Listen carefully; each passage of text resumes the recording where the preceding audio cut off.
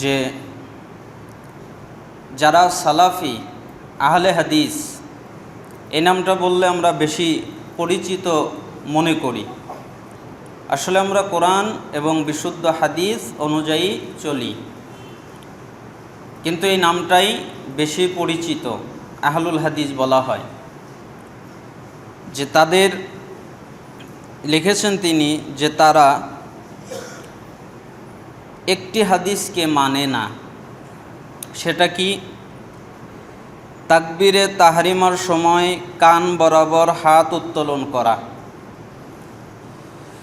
তিনি বলেন যে ওয়াইল ইবনু হুজুর রাদিয়াল্লাহু আনহু থেকে বর্ণিত, তিনি বলেন রাআইতুন নাবিয়্যা হিনা ইফতাতাহাস সালাতা রাফা ইয়াদাইহি হিয়ালা উদুনাইহি। আমি নবী সাল্লাল্লাহু আলাইহি ওয়াসাল্লামকে দেখেছি সালাত সূচনার শুরুতে তিনি কান বরাবর হাত তুলতেন। আবু দাউদ 728 নম্বর হাদিস। উনি এই হাদিস দিয়ে বোঝাতে চেয়েছেন যে আমরা কান বরাবর হাত তুলি না, অথচ এই যুক্তিটা সঠিক নয়। কেন? হাদিস এটা সহিহ হাদিস, বিশুদ্ধ হাদিস, কিন্তু হাত ওঠানোর ব্যাপারে দুইটি হাদিস আছে। একটি হাদিস আছে কান বরাবর, আরেকটি হাদিসে আছে কাঁধ বরাবর। এই জন্য আমরা দুটি হাদিসকে সমন্বয় করার জন্যে কান এবং কাঁধ দুটিরই মাঝামাঝিতে হাত ওঠাই। অর্থাৎ আমাদের হাতটা ওঠালে যেন উপরের মাথাটা, আঙ্গুলের অগ্রভাগ কানের কাছাকাছি থাকে এবং বৃদ্ধাঙ্গুলের অগ্রভাগ এটা আমাদের প্রায় কাঁধের কাছাকাছি থাকে। আমাদের কান এবং কাঁধ দুটির মাঝখানে আমরা হাত উঠাই। এজন্য আমরা বলবো যে এটা আমাদের উপরে একটা অপবাদ। এই হাদিসটি সহিহ, আমরা এই হাদিসের উপরে আমল করি। তাহলে এই হাদিসটি কেন আমাদের বিরুদ্ধে প্রয়োগ করা হলো বিষয়টি আমাদের জানা নেই। তবে সালাত শুরুর সময়ে কান স্পর্শ করার কোনো হাদিস নাই। এই আমলের বিরুদ্ধে আমাদের অবস্থান। এক্ষণে কেউ যদি কান স্পর্শ করার বা ধরার হাদিস আমাদের সামনে পেশ করতে পারেন, তাহলে ইনশাল্লাহ আমরা তার উপরেও আমল করতে রাজি। তারা কিন্তু কান বরাবর অধিকাংশই হাত ওঠায় না, অধিকাংশই কান স্পর্শ করে, তাই না? এই কান স্পর্শ করার না কোনো সহিহ হাদিস আছে, না কোনো জয়ীফ হাদিস আছে, না কোনো জাল হাদিস আছে। সহিহ হাদিসও নেই, জয়ীফ হাদিসও নেই, জাল হাদিসও নেই, অথচ কান তারা স্পর্শ করে। এই হাদিস আপনারা কোথায় পেলেন? এই জন্য আমরা কান স্পর্শ করার বিরুদ্ধে। আমরা বলি হাত কান বরাবরও উঠবে, কাঁধ বরাবরও উঠবে। এর জন্য আমরা সামঞ্জস্যপূর্ণ রেখে দুই হাদিসের উপরেই আমল করার চেষ্টা করি। আল্লাহ তাআলা আমাদের তৌফিক দান করুন। দ্বিতীয় মাসালা, উনি লিখেছেন যে বারবার নয়, শুধু তাকবীরে তাহরিমার সময়েই হাত ওঠাতে হবে। অর্থাৎ রুকুর সময়ে রুকু থেকে উঠতে, রুকুতে যেতে হাত ওঠানো যাবে না। এই শিরোনামে মুফতি সাহেব একটি হাদিস পেশ করেছেন। সেটি হলো আব্দুল্লাহ ইবনু মাসউদ রাদিয়াল্লাহু আনহুর হাদিস, আলা উখবিরুকুম বিসলাতি রাসূলিল্লাহ সাল্লাল্লাহু আলাইহি ওয়াসাল্লাম ক্বালা ফাকামা ফারাফা ইয়াদাইহি আউয়ালা মাররাতিন সুম্মা লাম ইউঈদ। তিনি বললেন, আমি কি তোমাদেরকে রাসূল সাল্লাল্লাহু আলাইহি ওয়াসাল্লামের সালাত বলে দিব না যে তার সালাত কেমন? অতঃপর তিনি দাঁড়িয়ে প্রথমবার তাকবীরে তাহরিমার সময় দুই হাত উঠালেন আর হাত উঠাননি। এটা নাসাইর 1025 নম্বর হাদিস। এই হাদিস দিয়ে উনি দলিল পেশ করেছেন, যেহেতু ইবনে মাসউদ রাদিয়াল্লাহু আনহু বলেছেন যে আমি রাসূল সাল্লাল্লাহু আলাইহি ওয়াসাল্লামের আমল দেখাচ্ছি, তিনি প্রথমবার রফুল ইয়াদাইন ছাড়া আর কখনোই রফুল ইয়াদাইন করতেন না। এই হাদিস দ্বারা মুফতি সাহেব বোঝাতে চেয়েছেন যে আর তাকবীরে তাহরিমার সময় ছাড়া রফুল ইয়াদাইন করা যাবে না। আমরা এই হাদিসটার জবাব 12 ভাবে দিতে পারি। আমাদের কাছে 12টি জবাব আছে এই হাদিসের। এখান থেকে সময়ের সংক্ষিপ্ততার জন্যে 2টি জবাব আপনাদেরকে জানিয়ে দিচ্ছি। একটি জবাব হচ্ছে এই হাদিসটির সনদ এবং মতন দুটি জয়ীফ। সনদ মানে ধারাবাহিকতা, রাবীদের একটা ধারাবাহিকতা, যে কাদের মাধ্যমে এই হাদিসটা পৌঁছেছে, এটা হলো সনদ। আর হাদিসের মূল অংশ রাসূল সাল্লাল্লাহু আলাইহি সাল্লাম বলেছেন এর পর থেকে যেই অংশ, অথবা ইবনে মাসউদ বললেন এর পরের থেকে যেই অংশ, ওইটাকে বলা হয় মতন। তাহলে এই হাদিসটা মতনগতভাবেও জয়ীফ এবং সনদগতভাবেও জয়ীফ। কিভাবে দেখতে পারেন, সুনানে তিরমিজি 256 নম্বর হাদিসে শাইখুল ইসলাম আব্দুল্লাহ ইবনুল মুবারক, ওনার মৃত্যু 181 হিজরিতে, আজ থেকে কত বছর আগে। তখন তিনি বলে গেছেন, লাম ইয়াসবুত হাদিস ইবনে মাসউদিন, ইবনে মাসউদের নামে বর্ণিত হাদিসটি প্রমাণিত নয়। এমনকি ইমাম শাফি রাহিমাহুল্লাহ, ওনার মৃত্যু 204 হিজরিতে, উনি বলেছেন যে রফুল ইয়াদাইন না করার হাদিসগুলোকে উনি প্রত্যাখ্যান করেছেন, যেটা কিতাবুল 7 নম্বর খণ্ডের 201 পৃষ্ঠায় এসেছে। ইমাম আহমদ ইবনে হাম্বল রাহিমাহুল্লাহ, ওনার মৃত্যু 241 হিজরিতে, উনি এই বর্ণনার উপরে বিরূপ মন্তব্য করেছেন, যেটা জুজু রফুল ইয়াদাইন হাদিস নাম্বার 32 এসেছে। আবু হাতেম আর রাজি, ওনার মৃত্যু 277 হিজরিতে, উনি বলেছেন এটি একটা ভুল। বলা হয় সুফিয়ান সাউরি হতে এই হাদিসটি সংক্ষেপে বর্ণনায় উনি ভ্রমে পতিত হয়েছেন। মানে এই হাদিসের যে যিনি রাবি, তার মধ্যে সুফিয়ান সাউরি আছে। সুফিয়ান সাউরি তাকওয়াশীল মানুষ, কিন্তু তিনি ভুল করতেন, প্রচুর ভুল করতেন হাদিস বর্ণনার ক্ষেত্রে। এই জন্য এটাকে তিনি ইলালুল হাদিসের 258 নম্বর পৃষ্ঠায় নাকচ করেছেন। ইমাম দারাকুতনি, মৃত্যু 385 হিজরিতে, একে গায়রু মাহফুজ মানে জয়ীফ হাদিসেরই একটি প্রকার তিনি বলেছেন, যেটা দারাকুতনিতে আল ইলাল মাসালা 804 এসেছে।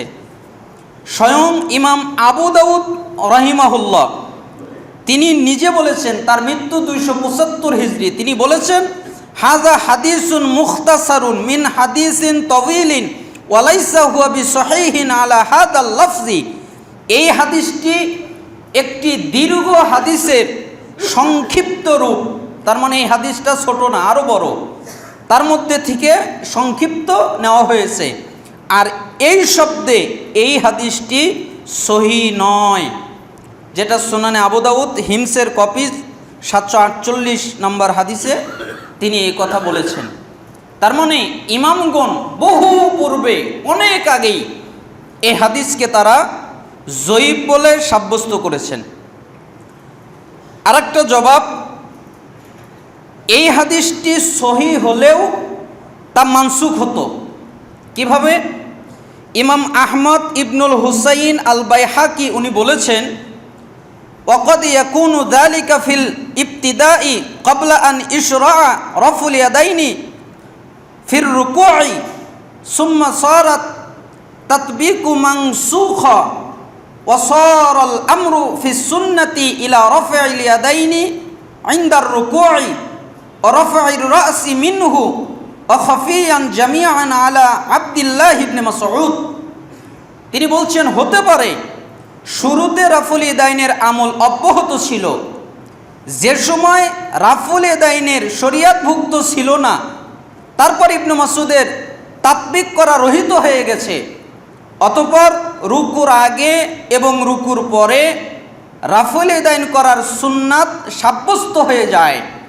এ বিষয়ে দুটি ইবনে মাসউদের কাছে গোপন থেকে গিয়েছিল। এই কারণে ইবনে মাসউদ বুঝতে পারে নাই, যেটা মারিফাতুস সুনান আল আসার পাণ্ডুলিপি প্রথম খণ্ড 220 নম্বর পৃষ্ঠায় এসেছে। এটি হলো ইলজামি জবাব। নতুবা বাস্তবতা এই যে এই হাদিসটি ইবনে মাসউদ থেকে প্রমাণিতই নয়। উপরিক্ত আলোচনা থেকে আমরা বুঝলাম মুফতি সাহেবের প্রদত্ত হাদিসটি দুটি কারণে গ্রহণযোগ্য নয়। এক নম্বর কারণ হলো এই হাদিসটি সহি নয়। দুই নম্বর কারণ হলো সহি মেনে নিলেও এর দ্বারা রুকুর আগে এবং পরে রফল ইয়াদাইন বাতিল হবে না। কেননা এখানে শুধু একবারের কথা এসেছে, যার দ্বারা রুকুর আগে এবং তাকবীরে তাহরিমার মধ্যবর্তীতে একবার হাত তোলা বোঝানো হয়েছে। রুকুর আগে রুকু থেকে মাথা তোলার পরের হাত তোলার সাথে এই হাদিসের কোনো সম্পর্ক নেই। অথচ রফল ইয়াদাইন আপনারা জানেন যে বিশুদ্ধ হাদিস সহিহ বুখারীতে এসেছে 5টা, 735, 736, 737, 738, 739, যেখানে রাসূল সাল্লাল্লাহু আলাইহি সাল্লাম নিজে রুকুতে যাওয়ার সময়, রুকু থেকে ওঠার সময় এবং যখন তিনি বৈঠকে বসতেন মাঝখানে, ওই বৈঠক থেকে ওঠার সময় রফল ইয়াদাইন করতেন। এই মর্মে বুখারীতেই হাদিস এসেছে 5টা।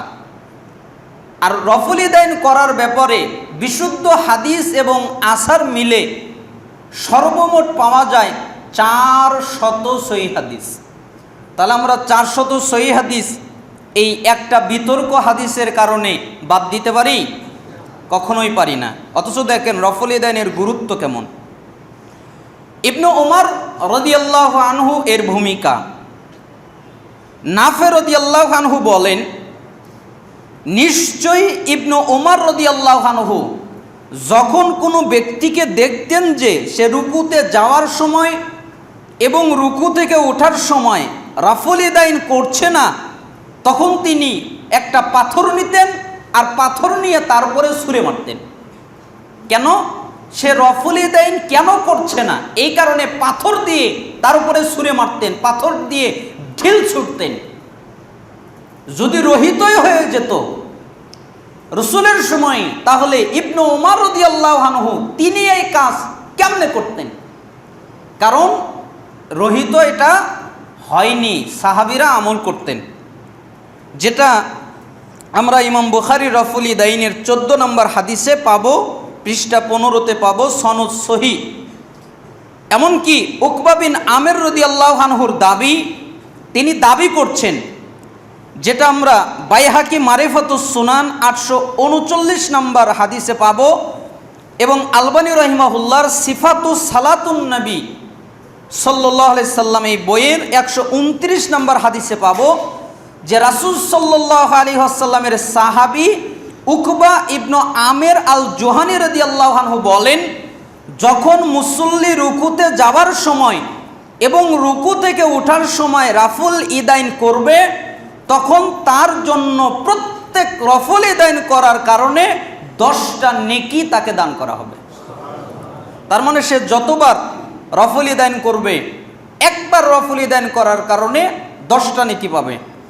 শেখ নাসিরউদ্দিন আলবানী রাহিমাহুল্লাহ এই হাদিসটি পেশ করার পর উনি বললেন, এই কথার সাক্ষী হাদিসে কুৎসিতে আছে। কারণ রাসূল সাল্লাল্লাহু আলাইহি ওয়াসাল্লাম আল্লাহ থেকে বর্ণনা করেছেন যে আল্লাহ তাআলা বলেছেন, যে ব্যক্তি একটা নেকির কাজ করার ইচ্ছা পোষণ করবে অতঃপর তা করে ফেলবে, আল্লাহ তাআলা তার জন্য 10 থেকে 700 গুণ পর্যন্ত নেকি দান করবেন। এই জন্য আলবানী রাহিমাহুল্লাহ তিনি বলতেন যে রফল ইয়াদাইন করার কারণে তার 10টা নেকি হবে, আবার এটার কারণে তার নেকি বাড়তেও পারে, 700 গুণ পর্যন্ত যেতে পারে। ইমাম বুখারীর উস্তাদ আলী ইবনুল মাদিনী, ওনার জন্ম হলো 161 হিজরিতে আর মৃত্যু হলো 234 হিজরিতে। উনি বলেন, ইবনে ওমর রাদিয়াল্লাহু আনহুর বর্ণিত এই হাদিস সম্পর্কে বলতে গিয়ে উনি বলেন যে এই হাদিস আমার নিকটে সমগ্র উম্মতের জন্য দলিল স্বরূপ। প্রত্যেকে যে এই হাদিস শুনবে তার উপরেই আমল করা ওয়াজিব হয়ে যাবে, কারণ এই হাদিসের সনদের মধ্যে কোনো ত্রুটি নাই। হাদিস কোনটা? ইবনে ওমর ঢিল ছুঁড়ে মারতেন যদি রফল ইয়াদাইন না করতেন। এই হাদিসের মধ্যে কি নাই? কোনো ত্রুটি নাই। ইমাম বুখারীর উস্তাদ আলী ইবনুল মাদিনী রাহিমাহুল্লাহ তিনি কথা বললেন, যেটা তালখিসুল হাবিরের প্রথম খণ্ডের 539 নম্বর পৃষ্ঠায় পাওয়া যায়। ইমাম বুখারী রাহিমাহুল্লাহ তিনি নিজে বলেন, সাহাবীদের মধ্যে কোনো একজনের পক্ষ থেকেও প্রমাণিত হয় নাই তিনি রফল ইয়াদাইন ছেড়ে দিয়েছেন। তিনি আরো বলেন, রাফল ইয়াদাইনের হাদিসের সনদের চেয়ে বিশুদ্ধ আর কোনো সনদ নেই। তার মানে শরীয়তের পক্ষে যতগুলো আমল আছে, সমস্ত আমলের ক্ষেত্রে যত বিশুদ্ধ হাদিস বর্ণিত হয়েছে, এই রফল ইয়াদাইন করার মতো বিশুদ্ধ আর কোনো হাদিস নাই। কেন? এক আমলের জন্যই 400 হাদিস প্রমাণিত হয়েছে যে রফল ইয়াদাইন করতে হবে। একথা ইমাম বুখারী রাহিমাহুল্লাহ বললেন। ফাথুল বারীতে এসেছে 736 নম্বর হাদিসের আলোচনার মধ্যে। ইবনু হাজার আসকালানি রাহিমাহুল্লাহ তিনি বলেন, ইমাম বুখারী 17 জন সাহাবী থেকে রফল ইয়াদাইনের হাদিস বর্ণনা করেছেন। হাকেম ও আবুল কাসেম মান্দা জান্নাতের সুসংবাদ প্রাপ্ত 10 জন সাহাবী থেকে হাদিস বর্ণনা করেছেন। আর হাফেজ আবুল ফজল অনুসন্ধান করে সাহাবীদের থেকে যে সমস্ত বর্ণনা উল্লেখ করেছেন তার সংখ্যা 50 জনে পৌঁছেছে। তার মানে 50 জন সাহাবী মিলে তারা প্রমাণিত বর্ণনা করেছেন রফল ইয়াদাইনের হাদিস। এই কথা বলছেন ইবনু হাজার আসকালানি, যেটা ফাথুল বারীর 736 নম্বর হাদিসের আলোচনা এসেছে। শাহ ওলিউল্লাহ মুহাদ্দিস দেহলভী রাহিমাহুল্লাহ হানাফি মাযহাবের বিখ্যাত বড় একজন আলেম, উনি বলছেন, যে ব্যক্তি রফল ইয়াদাইন করে ওই ব্যক্তি আমার নিকট অধিক প্রিয় ওই ব্যক্তির চেয়ে যে রফল ইয়াদাইন করে না। যে রফল ইয়াদাইন করে সে আমার কাছে প্রিয়। কার চেয়ে? যে রফল ইয়াদাইন করে না। কারণ রফল ইয়াদাইনের হাদিস সংখ্যায়ও বেশি এবং অধিকতর মজবুত, খুব শক্তিশালী। এজন্য যারা করে তারা আমার কাছে অনেক ভালো। এই কথা হুজ্জাতুল্লাহিল বালিগার 2য় খণ্ডের 10 নম্বর পৃষ্ঠায় তিনি বলেছেন, হানাফি মাযহাবের আলেম। এমনকি আলবানী রাহিমাহুল্লাহ তিনি তার সিফাতুস সালাতুন নবী সাল্লাল্লাহু আলাইহি সাল্লামের ভিতরে একটা মন্তব্য করে বলেছেন, এই রফল ইয়াদাইনের আমল রাসূল সাল্লাল্লাহু আলাইহি সাল্লাম থেকে মুতাওয়াতির পর্যায়ের হাদিস দ্বারা অনুমোদিত। রুকু থেকে উঠে দাঁড়িয়েও রফল ইয়াদাইন করতে হবে, এটা 3 ইমামের মাযহাব এবং অন্যান্য অধিকাংশ মুহাদ্দিস এবং ফকির মাযহাব। ইমাম মালিক রাহিমাহুল্লাহ এর উপরই, এই আমলের উপরই তিনি মৃত্যুবরণ করেছেন। তার মানে আমরা বুঝতে পারলাম যে রফল ইয়াদাইনের গুরুত্ব অনেক বেশি। আল্লাহ সুবহানাহু ওয়া তাআলা আমাদেরকে মৃত্যুর আগ পর্যন্ত বিশুদ্ধভাবে রফল ইয়াদাইন করে সালাত আদায় করার তৌফিক দান করুন। আমরা যেন বিশুদ্ধভাবে আমাদের সালাতটা আদায় করতে পারি, আর আমাদের সালাতটা যেন আল্লাহ সুবহানাহু ওয়া তাআলার কাছে গ্রহণযোগ্য হয়। তৃতীয় মাসালা, নাভির নিচে হাত বাঁধা। উনি একটা হাদিস এনেছেন, ওয়াইল ইবনে হুজুর রাহিমাহুল্লাহ তিনি বলেন যে রাআইতুন নবিয়্য সাল্লাল্লাহু আলাইহি ওয়াসাল্লাম ওয়াদা ইয়ামিনাহু আলা শিমালিহি ফি সলাতি তাহতা সুররা। আমি নবী সাল্লাল্লাহু আলাইহি সাল্লামকে সালাতে বাম হাতের উপরে ডান হাত নাভির নিচে রাখতে দেখেছি। এই হাদিসটা রয়েছে মুসান্নাফ ইবনে আবি শাইবা 3959 নম্বর হাদিস। এখন যদি কেউ এই হাদিসটা পড়ে তাহলে সে তো বুঝবে যে নাভির নিচেই তো হাত বাঁধতে হবে, হাদিসেই তো আছে। অথবা কেউ যদি তার স্বল্প জ্ঞানের অধিকারীরা যদি ওই লিফলেটটা পায় আর তাদেরকে যদি দেওয়া হয়, তারা পড়ে বলবে ঠিকই তো, হাদিসের মধ্যেই তো আছে নাভির নিচে হাত বাঁধতে হবে, তাহলে কেন বুকের উপরে হাত বাঁধবো? এই জন্য নাভির নিচেই হাত বাঁধবো। অথচ দেখেন এই হাদিসটির আমরা কিন্তু যেটা সঠিক সেটাই বলছি। এই হাদিসটির সনদ সহি, এই হাদিসটি যে উনি বলছেন সনদ সহি, কিন্তু মতনে ঝামেলা। কেন ঝামেলা? বিস্তারিত আপনাদের ব্যাখ্যা করছি। এখানে ইচ্ছাকৃত বা ভুল ক্রমে নাভির নিচে শব্দ প্রবেশ করানো হয়েছে। কেন? মুসান্নাফ ইবনে আবি শাইবার দুটি হাদিস দেখলেই বিষয়টা পরিষ্কার বোঝা যাবে। যেমন একটা হাদিস মুসান্নাফ ইবনে আবি শাইবার 3938 নম্বরে এসেছে মাকতাবে শামেলাতে, যে ওয়াইল ইবনে হুজুর তিনি তার পিতা থেকে বর্ণনা করেছেন, তিনি বলেছেন আমি নবী সাল্লাল্লাহু আলাইহি ওয়াসাল্লামকে সালাতে তার ডান হাতকে বাম হাতের উপরে বাঁধতে দেখেছি, আর কিছু নাই, তাহাতা সুররা নাই। নাভির নিচেই শব্দ মাকতাবে শামেলার যেই মুসান্নাফ ইবনে আবি শাইবা তার মধ্যে নাই। যেমন আরেকটা হাদিস ইব্রাহিম ইবনে নাখাই উনি বলেছেন তিনি সালাতে তার ডান হাতকে বাম হাতের উপর নাভির নিচে রাখতেন, যেটা মুসান্নাফ ইবনে আবি শাইবার আরেকটা নুসখা, তার মধ্যে এই শব্দটা ঢুকেছে। দ্বিতীয় হাদিসে নাভির নিচে শব্দ আছে, আর আগের হাদিসে নাভির নিচের শব্দ নাই। একই হাদিস কিন্তু নুসখাটা ভিন্ন।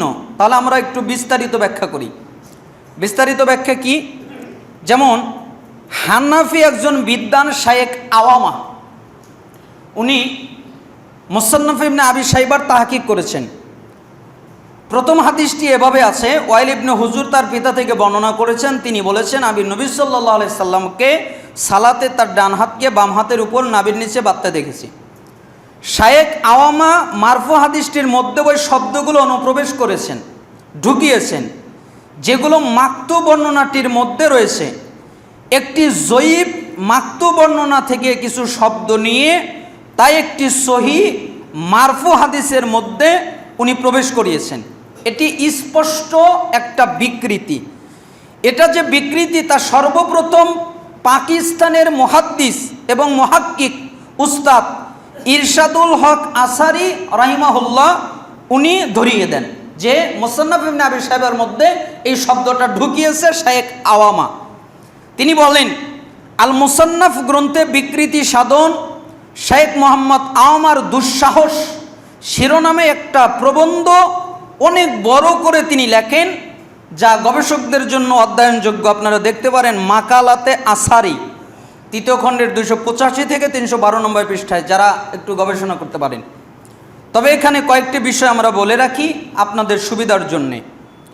1 নম্বর পয়েন্ট, দুনিয়ার বুকে সর্বপ্রথম পাকিস্তানের করাচির ইদারাতুল কুরআন ওয়াল উলুমিল ইসলামিয়া নামক একটি হানাফি প্রকাশনী ওয়াইল ইবনে হুজুরের মারফু হাদিসটির মধ্যে নাভির নিচের অংশটুকু সংযোজন করেন। এই নুসখার আগে পৃথিবীর কোনো মুসান্নাফ ইবনে আবি শাইবায় নাভির নিচের অংশ নাই। যত নুসখা আছে পৃথিবীতে, যত নুসখা পাওয়া যায়, কোন নুসখার মধ্যে তাহাতা সুররা নাভির নিচের অংশ নাই।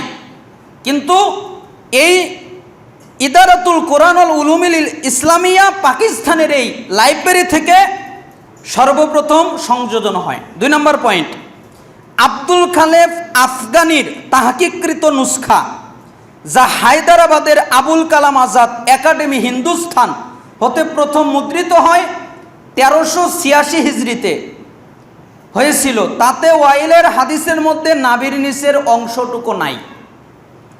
আর দারুস সালাফিয়া মুম্বাই হিন্দুস্তান হতে যে মুদ্রিত নুসখা 1399 হিজরিতে ইবনে আবি শাইবার এই নুসখাটিতেও এই তাহাতা সুররা নাভির নিচের অংশ নাই।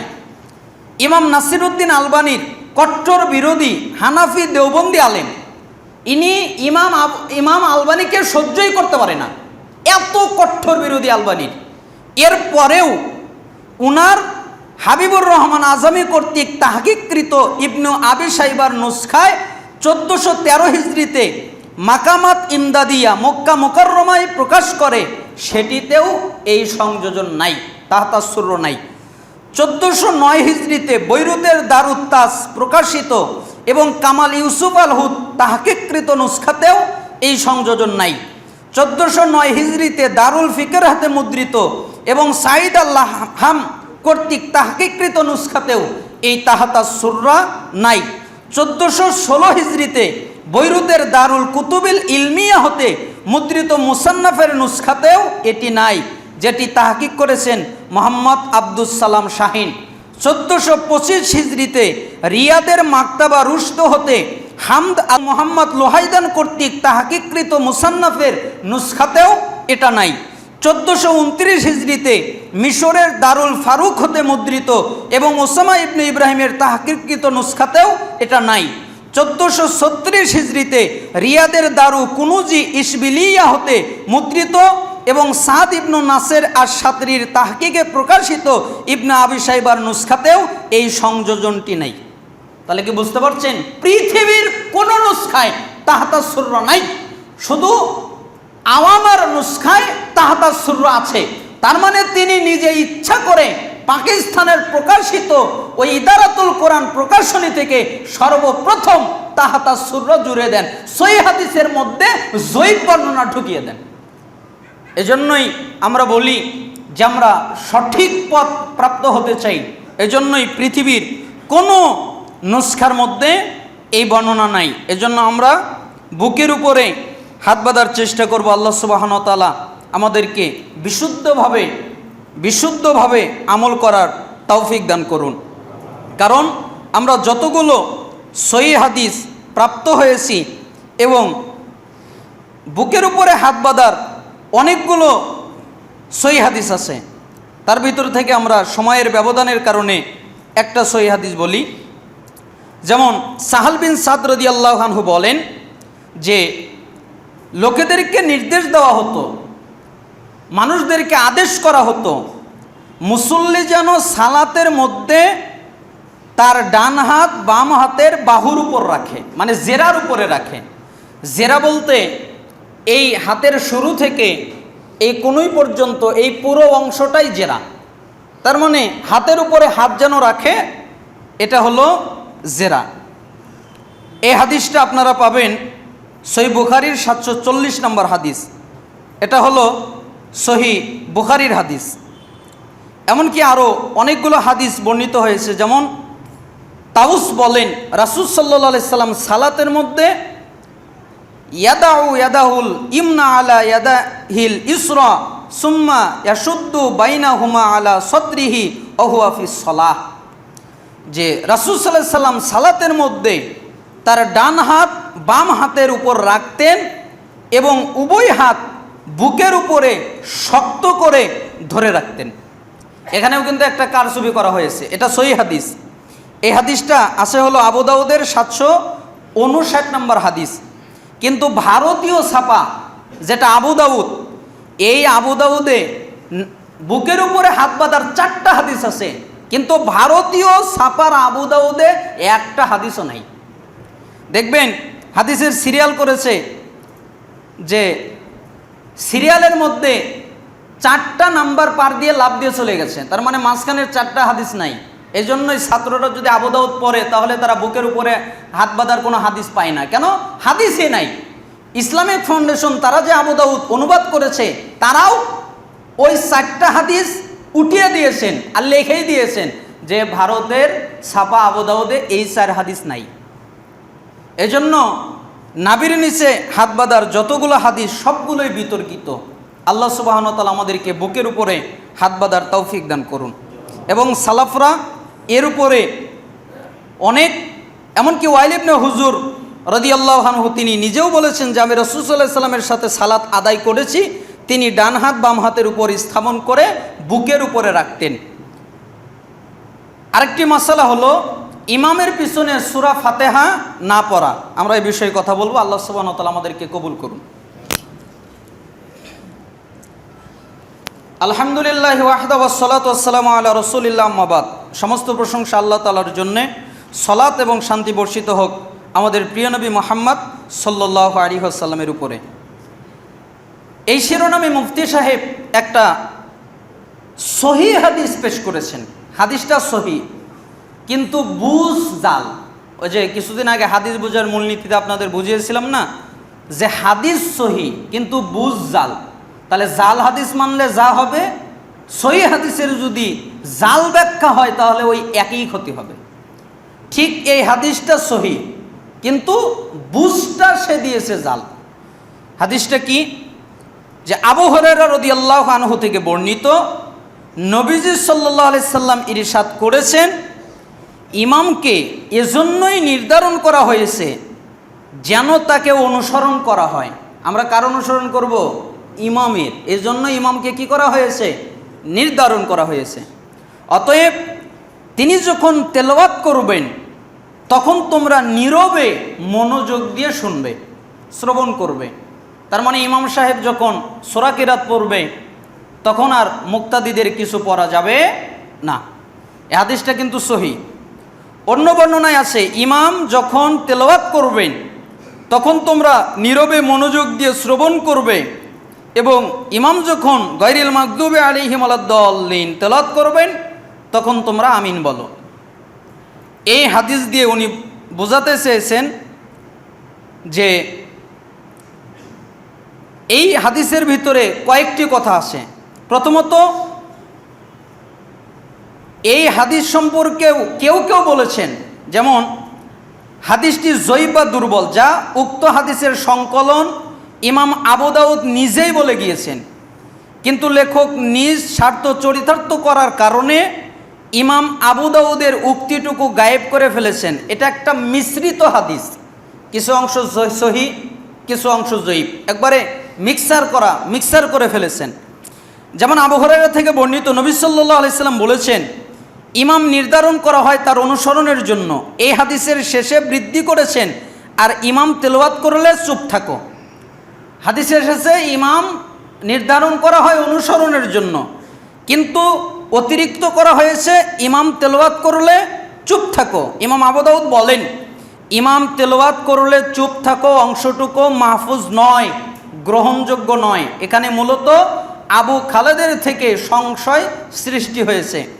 অবশ্য হাদিসটিকে ইমাম আলবানী তিনি হাসান বলেছেন, সহি বলেছেন, কিন্তু ইমাম মুসলিম বহু পূর্বে বলেছেন যে হাদিসটির বিশুদ্ধতার ব্যাপারে ইজমা হয়নি। তিনি বলেন, হাদিসটি আমার মতে সহি হলেও সহি মুসলিমের সেটিকে আমি স্থান দেইনি, কারণ ইজমা না থাকলে কোনো সহি হাদিস আমি স্থান দেই না। অনেক আগে ইমাম মুসলিম রাহিমাহুল্লাহ এই হাদিস সম্পর্কে সমালোচনা করেছেন। দ্বিতীয়ত, হাদিসটিতে বলা হয়েছে ইমামের তেলাওয়াত চলাকালীন চুপ করে তেলাওয়াত শ্রবণ করতে হবে, অথচ হানাফিরা কি তা করে? কি করে? তারা এই সময়ে সানা পাঠ করে। সানা পাঠ করে না? সূরা ফাতিহা যদি পাঠ করা নিষেধ হয় তাহলে সানা পাঠ করা জায়েজ?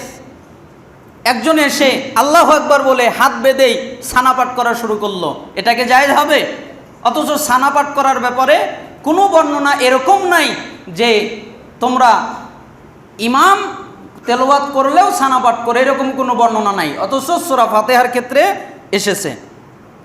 এবং হাদিসটি আম বা ব্যাপক অর্থবোধক, যার কারণে হাদিসটিকে সুনির্দিষ্ট অর্থবোধক খাস হাদিস দ্বারা ব্যাখ্যা করতে হবে। যদি কোনো খাস হাদিস পাওয়া যায় তাহলে খাস হাদিসের উপরে আমল করতে হবে। আর খাস হাদিসে পৃথকভাবে সূরা ফাতিহাকে পড়ার ব্যাপারে এসেছে, লা সালাতা লিমান লাম ইয়াকরা বিফাতিহাতিল কিতাব, ওই ব্যক্তির সালাত নাই যেই ব্যক্তি সালাতের মধ্যে সূরা ফাতিহা পাঠ করে নাই। সহিহ বুখারীর 756 নম্বর হাদিস। 4 নম্বর, ইমামের তেলাওয়াত অবশ্যই মুক্তাদিকে শ্রবণ করতে হবে, শুনতে হবে মনোযোগ দিয়ে। তবে সূরা ফাতিহা ব্যতীত অন্যান্য সূরা শ্রবণ করার কথা বলা হয়েছে। মুক্তাদিকে অবশ্যই সূরা ফাতিহা পাঠ করতে হবে। আজকে আমরা অনেকগুলো দলিল দিব। উবাদা ইবনে সামিত রাদিয়াল্লাহু আনহু বলেন, 756 নম্বর হাদিস সহিহ বুখারীর, রাসূল সাল্লাল্লাহু আলাইহি সাল্লাম বলেছেন, লা সালাতা লিমান লাম ইয়াকরা বিফাতিহাতিল কিতাব, তার কোনো সালাত নেই যে সূরা ফাতিহা পাঠ করে নাই। আবু হুরায়রা থেকে বর্ণিত, তিনি বলেন, রাসূল সাল্লাল্লাহু আলাইহি সাল্লাম বলেছেন, যে ব্যক্তি সালাত পড়ল কিন্তু তাতে সূরা ফাতিহা পাঠ করল না, সেই সালাত ত্রুটিযুক্ত, বাতিল। নবী সাল্লাল্লাহু আলাইহি সাল্লাম কথাটিকে 3 বার বললেন, অর্থাৎ তা পরিপূর্ণ নয়। সহিহ মুসলিম 395 নম্বর হাদিস। আয়েশা রাদিয়াল্লাহু আনহা হতে বর্ণিত, রাসূল সাল্লাল্লাহু আলাইহি সাল্লাম বলেছেন, কুল্লু সালাতিন লা ইউকরাউ ফিহা বিউম্মিল কিতাবি ফাহিয়া খিদাজুন, প্রত্যেক ওই সালাত যেখানে উম্মুল কিতাব সূরা ফাতিহা পাঠ করা হয় নাই তা হলো ত্রুটিযুক্ত, যেটা সুনান ইবনে মাজাহ 840 নম্বর হাদিস। আব্দুল্লাহ ইবনে আমর ইবনুল আস হতে বর্ণিত, রিওয়ায়াত এসেছে রাসূল সাল্লাল্লাহু আলাইহি ওয়াসাল্লাম বলেছেন, প্রত্যেক ওই সালাত যেখানে উম্মুল কিতাব পাঠ করা হয় না তা হলো ত্রুটিযুক্ত। আব্দুল্লাহ ইবনে উমর থেকে বর্ণিত, তিনি বলেছেন, তার কোনো সালাত নেই যেই সালাতে ফাতিহা পাঠ করা হয় না। আনাস হতে বর্ণিত, তিনি বলেন, রাসূল সাল্লাল্লাহু আলাইহি সাল্লাম মুক্তাদিদেরকে বলেছেন, তোমরা এমন করবে না, তোমরা কিরাত পাঠ করবে না। কি করবে? তোমাদের প্রত্যেকে মনে মনে ফাতিহাতুল কিতাব পাঠ করবে। জুজুল কিরাত 255 নম্বর হাদিস। তার মানে শুধু ফাতিহা পাঠ করবে। একজন সাহাবী হতে বর্ণিত যে নবী সাল্লাল্লাহু আলাইহি সাল্লাম মুক্তাদিরকে বলেছেন, তোমরা এমন করবে না, তবে তোমাদের প্রত্যেকেই মনে মনে ফাতিহাতুল কিতাব পাঠ করবে। নাফে ইবনু মাহমুদ তাবি, উবাদা ইবনু সামিত সাহাবী, ওনার থেকে বর্ণনা করেন, রাসূল সাল্লাল্লাহু আলাইহি সাল্লাম মুক্তাদিরকে বলেছেন, তোমরা এমন করবে না, তবে উম্মুল কোরআন ব্যতীত, কেননা যে এটা পাঠ করে না তার কোনো সালাত নেই, যেটা বাইহাকির কিরাতুল কিরাত 121 নম্বর হাদিসের মধ্যে এসেছে। এমনকি আব্দুল্লাহ ইবনে আমর ইবনুল আস হতে বর্ণিত, রাসূল সাল্লাল্লাহু আলাইহি সাল্লাম মুক্তাদিরদেরকে বলেছেন, ফালা তাফআলু ইল্লা বি উম্মিল কোরআন, উম্মুল কোরআন তথা সূরা ফাতিহা ছাড়া কিছুই পড়বা না। যদি কিছু পড়তে হয় তাহলে সূরা ফাতিহা পড়বা। জুজুল কিরাত 63 নম্বর হাদিস।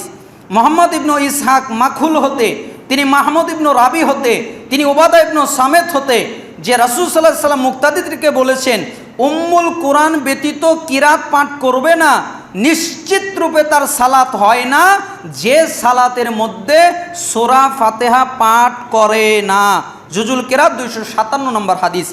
রিফা ইবনু রাফে আর জোরাকি হতে বর্ণিত, রাসূল সাল্লাল্লাহু আলাইহি সাল্লাম বলেন, যখন সালাতের একামত প্রদান করা হয় তখন তাকবীর দাও, অতঃপর সূরা ফাতিহা পাঠ করো এবং তোমার যা সহজ হয় তা পাঠ করো, তারপরে রুকু করো। ইমাম বাগাবী শারহুস সুন্নাহ 554 নম্বর হাদিস।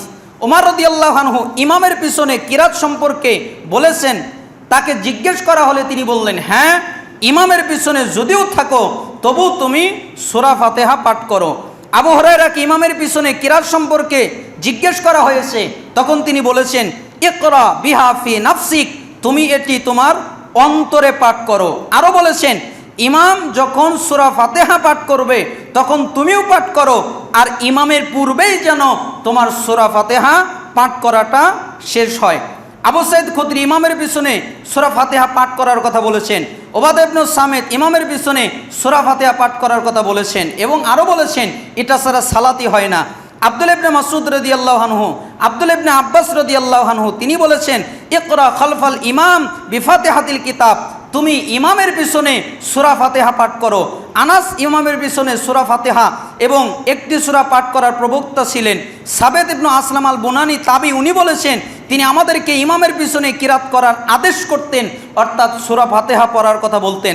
জাবের ইবনে আব্দুল্লাহ আনসারী থেকেও রওয়ায়াত হয়েছে, আমরা জোহর এবং আসরের পিছে, আসরে ইমামের পিছনে প্রথম 2 রাকাতে সূরা ফাতিহাতুল কিতাব এবং অন্য আরেকটা সূরা পাঠ করতাম এবং শেষের 2 রাকাতে আমরা সূরা ফাতিহা পাঠ করতাম। এ ব্যতীত আরও অনেক হাদিস আমরা দিতে পারি যার মধ্যে রয়েছে যে ইমামের পিছনে সূরা ফাতিহা পাঠ করতে হবে, তার স্পষ্ট প্রমাণ রয়েছে। যেমন তাবিদের কিছু আসার আছে, আমি কি ইমামের পিছনে কিরাত পড়ব? এই প্রশ্নটি জবাব সাইদ ইবনে জুবাইর এভাবে দিয়েছেন, হ্যাঁ, যদিও তুমি তার কিরাত শুনতে পাও। জুজুল কিরাত 273 নম্বর হাদিস, যে যদিও তুমি তার কিরাত শুনতে পাও তবু তুমি সূরা ফাতিহা পড়বে। আরেকটি রওয়ায়াতে তিনি বলেছেন, যে লা বুদ্দা আন তাকরা বি উম্মিল কোরআনি মাআল ইমাম, অবশ্যই তোমাকে ইমামের পিছনে সূরা ফাতিহা পড়তে হবে। মুসান্নাফ আব্দুর রাজ্জাক 2789 নম্বর হাদিস। হাসান বসরি রাহিমাহুল্লাহ উনি বলেছেন, ইকরা খালফাল ইমাম ফি কুল্লি রাকাতিন বিফাতিহাতিল কিতাবি ফি নাফসিক, ইমামের পিছনে প্রত্যেক রাকাতে তুমি মনে মনে সূরা ফাতিহা পাঠ করবে, যেটা বাইহাকি কিতাবুল কিরাত 242 নম্বর হাদিস। আবুল মালিহ উসামা ইবনু উমায়ের ইমামের পিছনে সূরা ফাতিহা পাঠ করতেন। হাকাব ইবনু উতাইবা বলেছেন, যেই সালাতে ইমাম উচ্চ স্বরে পড়ে না তার প্রথম 2 রাকাতে সূরা ফাতিহা এবং অন্য একটি সূরা পড়ো এবং শেষ রাকাতে স্রেফ সূরা ফাতিহা পড়ো, এমনকি যেই সালাত জোরে পড়া হয় সেখানে শুধু সূরা ফাতিহা পাঠ করো। ওরা ইবনু জুবাইর ইমামের পিছনে সিররি সালাত সমূহে ফাতিহার পরে আরও একটি সূরা পড়তেন আস্তের সালাতে, এবং যেটা জোরের সালাত তার ভিতরে সূরা ফাতিহা শুধু পাঠ করতেন। তার মানে হাদিস এবং সাহাবীদের তাবেঈদের বর্ণনা দ্বারা বোঝা যায় যে অবশ্যই ইমামের পিছনে কোনো কিরাত পাঠ করা যাবে না, শুধুমাত্র সূরা ফাতিহা পাঠ করতে হবে। ঠিক আছে, বুঝতে পারছেন? তাহলে ওই হাদিস যদি আমরা মেনে নিই যে ইমামকে নির্ধারণ করা হয় তার অনুসরণ করার জন্যে, অতএব ইমাম যখন তেলাওয়াত করে তখন তোমরা চুপ থাকো, তাহলে ওই হাদিসের অর্থ হলো ইমাম যখন অন্য কোনো সূরা পড়ে বা তেলাওয়াত করে আমাদের জন্যে সূরা ফাতিহা পাঠ করা ছাড়া অন্য কোনো সূরা পাঠ করা যাবে না। কেন? নিষেধ। রাসূল সাল্লাল্লাহু আলাইহি ওয়াসাল্লাম এই কথাটাই বলেছেন যে তোমরা ফালা তাফআলু ইল্লা বি উম্মিল কুরআন ফাইন্নাহু লা সলাতা লিমান লাম ইয়াকরা বিহা, উম্মুল কুরআন ব্যতীত পাঠ করবে না। তার মানে সূরা ফাতিহা ছাড়া আর কোনো সূরা তোমরা কেউ পাঠ করবে না, নিশ্চিত রূপে তার সালাত হয় না যে সূরা ফাতিহা পাঠ করে না। জুজুল কেরাত 257 নম্বর হাদিস। তাহলে এই হাদিস দ্বারা আমরা এটাই বুঝি যে কোনো কেরাত পাঠ করা যাবে না। কি পাঠ করতে হবে? সূরা ফাতিহা। তাহলে কি সূরা ফাতিহা ইমামের পিছনে পড়তে হবে না হবে না? আপনারা কি বলেন, পড়তে হবে না হবে না? অবশ্যই পড়তে হবে।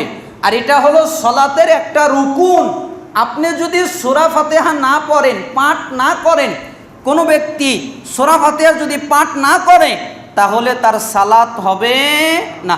আপনি তো বলেন ইমামকে নির্ধারণ করা হয়, ভালো কথা, ইমামকে নির্ধারণ করা হয়, তাহলে কি মুক্তাদির আর কিছু বলা যাবে না? কয় না, ইমামকে তো নির্ধারণ করাই হয়েছে, তাহলে মুক্তাদি আল্লাহু আকবার বলে কে? মুক্তাদি রব্বানা লাকাল হামদ বলে কে? মুক্তাদি তারপরে আরও সানা পাঠ করে কে? মুক্তাদি আত্তাহিয়াতু পড়ে কে? দুরূদ শরীফ পড়ে কে? দোয়া মাসুরা পড়ে কে? সুবহান রাব্বিল আযীম, সুবহান রাব্বিল আলা, এগুলো পাঠ করে কে? ইমামকে তো নির্ধারণ করাই হয়েছে, পাঠ করার দরকার নেই, ইমাম যা করবে তাই করব, পড়ার দরকার নেই। না, এরকম না, কিছু কিছু জিনিস পাঠ করতে হয়, মুক্তাদিরও দায়িত্ব আছে, তার মধ্যে সূরা ফাতিহাও পাঠ করতে হয়। আল্লাহ সুবহানাহু ওয়া তাআলা আমাদেরকে বিশুদ্ধভাবে কোরআন এবং সুন্নাহর উপরে আমল করার তৌফিক দান করুন।